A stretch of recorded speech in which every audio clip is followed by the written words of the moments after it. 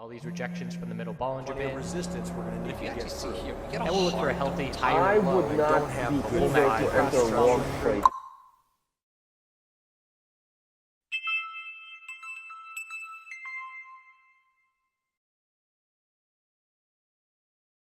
Hello, YouTubers. First person to tell me who says that gets a free course. Bitcoin, Ethereum, Litecoin, BCH, ETC, daily, weekly, 5-minute, hourly. We're going to look at all kinds of time frames. Currently sipping on a Dead Guy Rogue Ale. And after you make some good money trading, things get fancy. That's actually a sarcastic point because I am a huge proponent of not changing your lifestyle with your income. Certainly you want to reward yourself and go on a trip or invest in real estate and do things like that. But in terms of, buying a huge house that you don't need, buying a new car, racking up all these payments, that's why you see people go into debt and bankrupt. All these celebrities and sports stars who they get this lifestyle that their money cannot keep up to support. So the cryptocurrency market in 2017, we had people quitting jobs. We had people thinking, I can do this forever. This is really easy. And obviously that's not the case. So you cannot anticipate consistent income. Obviously it would be great if you have consistent income every year as a trader, but there's going to be good years and there's going to be bad years. So you want to anticipate for that. And for my personal story, I still drive a 2008, maybe 2007 Subaru that's probably worth about $5,000. And it's got a big old dent in the side from where I was playing with the goats. And if you look at me and my hair and my car, you would say there's no way that guy makes more than $30,000 a year. And that's the way that I like it. So stay humble and stay smart, right? If we want to retire early, I'm not going to start spending all my money right now. I'm going to start establishing the game plan for long term. How can I make this money work for me in my sleep while retiring at a nice ripe age to enjoy life and do things that I want? So looking at Bitcoin on the daily time frame, we have a daily inside bar forming. I'm currently all cash, very patiently waiting. There's tight setups all around the place. We're still in downtrends on the daily and weekly time frame, so I'm not going to be looking to rush into any moves. The bears are looking to add on the daily exponential resistance, and at this point, the bears have a clear stop loss level, as we've had plenty of clear stop loss levels in the short term, but it's this double top here at, 66.33 and 66.36. So if that level doesn't break, I don't have much interest in the bulls. We have another resistance level here at 64.75, and we have a 4-hour equilibrium setting up.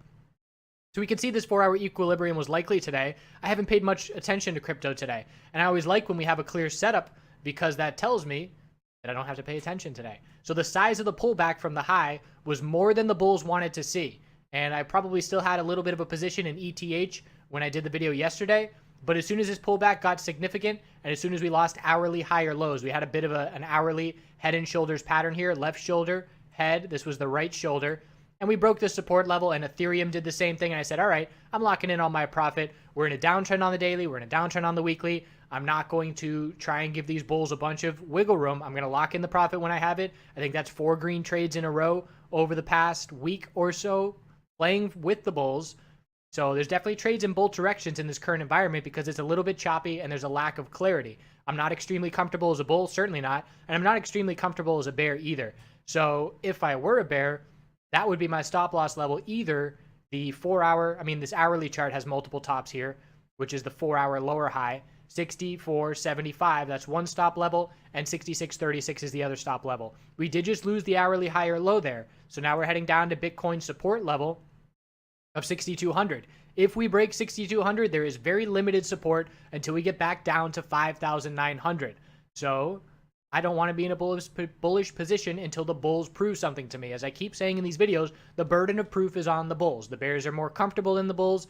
The bulls have to prove it by breaking resistance, getting follow through. We had this 4-hour exponential cross here, but it's about to cross back bullish unless the bulls break this 4-hour equilibrium bullish. And of course, since we're down near the low, it's much more likely we see a bear break than a bull break. I do anticipate the bulls are likely going to hold this level the first attempt, but just overall, more likely for a bear break than a bull break. I'm sitting all cash and patiently waiting. I am in no rush. Ethereum on the daily time frame, inside bar as well. To change the daily trend, we're going to need a higher low and then a break of the lower highs, and the 4-hour time frame's in a nice equilibrium as well. High, low, lower high, and we're looking for a higher low compared to 275.93 Resistance is 298.89 and 305.40. Very clear, tight setups. Volume was non-existent. I put out those charts today on TradingView, and this morning I said, looking for a 4-hour equilibrium, looking for a lower high to set. The bulls were on their move this morning. And why did I say the lower high is likely to be set? Look at the volume. Obviously, this is Coinbase, but I cross-referenced with Binance, and it was very similar. Or not with Binance. Yeah, it was. No, it was Bitfinex I cross-referenced with. Either way, the volume was non-existent. If you see very, very low bull volume, you know the very likely scenario, even without seeing the volume, I say a likely scenario here due to the size of the pullback is that equilibrium. But as soon as I look at that volume, that confirms it and almost doubles the chances that doubles my confidence that we're going to set a lower high. And Bitcoin was the same way. Look at this 4-hour volume down here. It's just non-existent. So watching that tight range on Ethereum, honestly, as I say in these videos, you want to find the one time frame that has the most clear setup, and that's the time frame that you're paying attention to. And right now, that's the 4-hour time frame for me. Litecoin on the daily chart also saw a dump and a bounce. We've got our range set between those two levels, and the bulls are looking for a higher low and then a break of those lower highs. So the 4-hour time frame is in a tightening range here as well, and that's all we're watching. It's nice and simple. We don't have to overcomplicate things. If we see a break of $54, it's bearish, and if we see a break of $57.68, it's bullish. Once the break occurs, the first thing I'm going to do is look at Bitcoin and say, has Bitcoin broken its levels as well? If it has not, I'm going to take the break with a grain of salt. That goes with any individual name. Have to see confidence and follow through on Bitcoin as well. And the same exact thing happened in the Canadian MJ space today, where some individual names broke their high of yesterday and saw some follow through to start the day. The sector leader, WEED, double topped at the high of yesterday and then pulled back the rest of the day. So while those individual names are now left with a big upper wick, even though they broke bullish, the sector leader did not, and it pulled back. So those bull breaks need to be taken with a grain of salt. And again, that's just an example of how everything that I say in all these videos can be applied unilaterally across all kinds of sectors, all kinds of markets. That's that. So Litecoin tightening pattern. BCH had an all-out dump. It's trying to bounce. It's not a strong bounce at this point. We have the low, high of the bounce, still clear lower highs on the daily time frame, and the 4-hour. Notice we're getting correlated to Bitcoin more. This is the most correlation we've seen with Binance. It was certainly known for its lack of Bitcoin correlation over the preceding months, but now we've got a 4-hour equilibrium very similar to Bitcoin. 541.38, 538.78 are our two lower highs. We've got support at 502.24, and we're looking for a higher low compared to that level. So 4-hour equilibriums all over the place. ETC USD getting added to Coinbase to begin trading here in under 3 hours, 2.5 hours essentially. So we're seeing a run up into that action, and we have to be cautious of a sell the news reaction once they do go live. So the daily chart has seen a very solid bounce. We've gone from 1013 up to 1492, pretty much a 45% bounce. In order to change the trend, we need the higher low and then the bull break to break the lower highs. No 4-hour equilibrium here because the bulls are in full control. We're looking at support of 1325 and the hourly time frame. We are looking at a higher low compared to 1325. Let's see if the bulls can form that higher low. A loss of the hourly higher lows would be a red flag to me, and it would make me cautious of a sell the news reaction. So shorts can be keeping an eye out as well. Clear double top at 1492. And if that level breaks, we're looking at 15 psychological. So the hourly uptrend is still intact. We don't go live trading for another 2.5 hours. So waiting for that action. But volatility and volume, we're expecting a spike once trading goes live. And we'll see if it's sell the news. And it'll be very clear if it's a sell the news because we will lose hourly higher lows. So that's where we stand on all these names. Don't have to go too far in depth. We're watching the 4-hour time frame. If we get bull breaks, we have resistances nearby. We know that double top is really important on Bitcoin. If we get bear breaks, we're looking down at our recent dump lows.